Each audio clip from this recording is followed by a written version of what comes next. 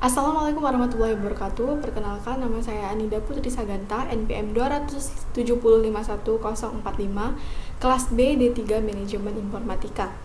Baiklah, di sini saya akan menjelaskan tentang Pancasila sebagai sistem filsafat.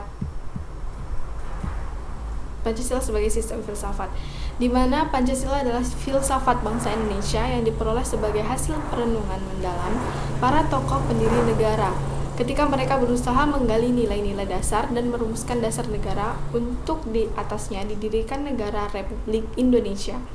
Hasil perenungan itu kemudian secara resmi disahkan bersamaan dengan Undang-Undang Dasar Negara Republik Indonesia tahun 1945 oleh Panitia Persiapan Kemerdekaan Indonesia atau PPKI pada 18 Agustus 1945 sebagai dasar filsafat negara Republik Indonesia.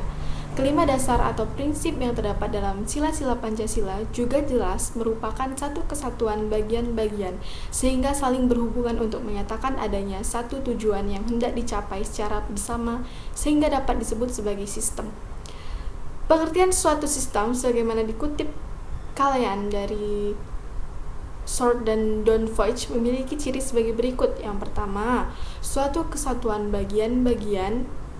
Dua, bagian-bagian tersebut mempunyai fungsi sendiri-sendiri. Tiga, saling berhubungan, saling ketergantungan. Empat, kesemuanya dimaksudkan untuk mencapai suatu tujuan bersama. Dan kelima, terjadi dalam suatu lingkungan yang kompleks. Filsafat Pancasila. Secara harfiah, istilah filsafat atau filosofia menurut bahasa Yunani mengandung arti cinta akan kebijaksanaan. Beranjak dari arti harfiahnya, menurut Bagus, arti itu menunjukkan bahwa manusia tidak pernah secara sempurna memiliki pengertian menyeluruh tentang segala sesuatu yang dimaksudkan kebijaksanaan, namun terus-menerus harus mengejarnya. Pancasila dikatakan sebagai filsafat karena Pancasila merupakan hasil permenungan jiwa yang mendalam yang dilakukan oleh The Founding Fathers Indonesia yang dituangkan dalam suatu sistem. Oleh karena itu, pengertian filsafat Pancasila secara umum adalah hasil berpikir atau pemikiran yang sedalam-dalamnya dari bangsa Indonesia yang dianggap, dipercaya, dan diyakini sebagai kenyataan, norma-norma dan nilai-nilai yang benar, adil, bijaksana, dan paling sesuai dengan kehidupan dan kepribadian bangsa Indonesia. Filsafat Pancasila kemudian dikembangkan oleh Soekarno sejak 1955 sampai kekuasaannya berakhir pada 1965. Pada saat itu, Soekarno selalu menyatakan bahwa Pancasila merupakan filsafat asli Indonesia yang diambil dari budaya dan tradisi Indonesia serta merupakan akulturasi budaya Indonesia, Hindu-Buddha, Barat, dan Arab. Sebagai sistem filsafat, tentunya Pancasila memiliki dasar ontologis, epistemologis, dan aksiologis seperti dasar ontologis Pancasila menunjukkan secara jelas bahwa Pancasila itu benar-benar ada dalam realitas dan identitas juga entitas yang jelas. Melalui tujuan filsafat, dasar ontologis Pancasila mengungkapkan status istilah yang digunakan, isi dan susunan sila-sila, tata hubungan, serta kedudukannya. Dengan kata lain, pengungkapan ontologis itu dapat memperjelas identitas dan entitas Pancasila secara filosofis.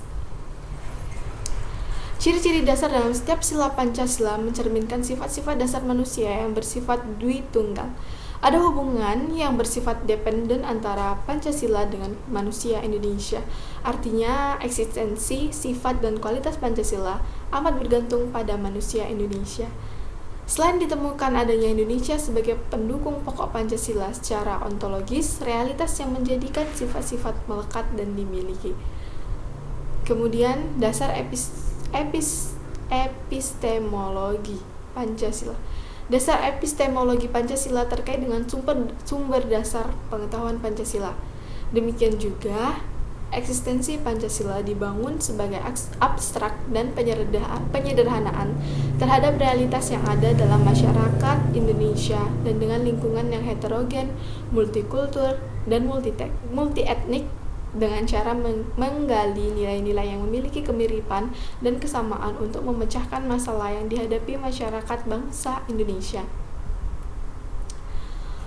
Masalah yang dihadapi menyangkut keinginan untuk mendapatkan pendidikan, kesejahteraan, perdamaian, dan ketentraman.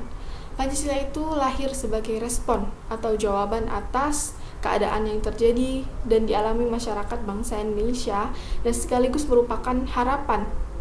Diharapkan Pancasila menjadi cara yang efektif dalam memecahkan kesulitan hidup yang dihadapi oleh masyarakat bangsa Indonesia. Pancasila memiliki kebenaran korespondensi dari aspek epistemologis sejauh sila-sila itu secara praktis, didukung oleh realitas yang dialami dan dipraktekkan oleh manusia Indonesia. Pengetahuan Pancasila bersumber pada manusia Indonesia dan lingkungannya. Pancasila dibangun dan berakar pada manusia Indonesia beserta seluruh suasana kebatinan yang dimiliki.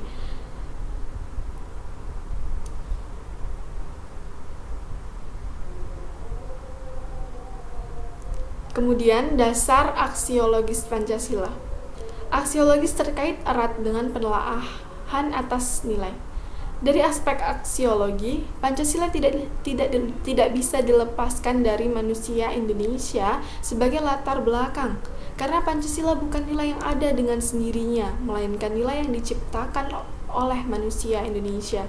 Nilai-nilai dalam Pancasila yang hanya bisa dimengerti dengan mengenal manusia Indonesia dan latar belakangnya. Nilai berhubungan dengan kajian mengenai apa yang secara intrinsik, yaitu bernilai dalam dirinya sendiri, dan ekstrinsik atau disebut instrumental, yaitu bernilai sejauh dikaitkan dengan cara mencapai tujuan. Pada aliran hedonisme yang menjadi nilai intrinsik adalah kesenangan. Pada utilitarianisme adalah nilai manfaat bagi kebanyakan orang. Pancasila mengandung nilai baik intrinsik maupun ekstrinsik atau instrumental. Nilai intrinsik Pancasila adalah hasil perpaduan antara nilai asli milik bangsa Indonesia dan nilai yang diambil dari budaya luar Indonesia, baik yang diserap pada saat Indonesia memasuki masa sejarah abad 4 Masehi, masa imperialis, maupun yang diambil oleh para kaum cendekiawan. Soekarno, Muhammad Hatta, Ki Hajar Dewantara, dan para pejuang kemerdekaan lainnya yang mengambil nilai-nilai modern saat belajar di negara Belanda. Kekhasan nilai yang melekat dalam Pancasila sebagai nilai intrinsik terletak pada diakuinya nilai-nilai ketuhanan, kemanusiaan, persatuan, kerakyatan, dan keadilan sosial bagi satu kesatuan.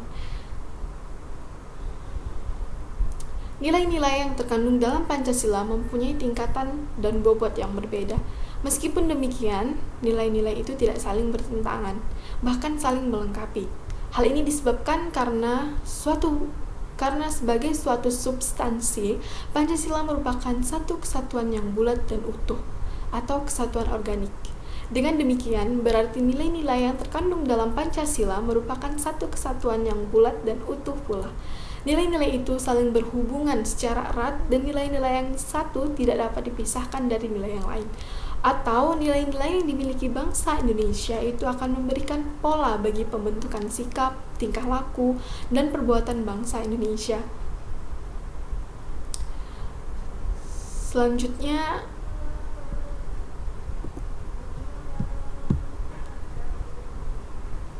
mungkin cukup sekian yang dapat saya sampaikan. Saya akhiri. Wassalamualaikum warahmatullahi wabarakatuh.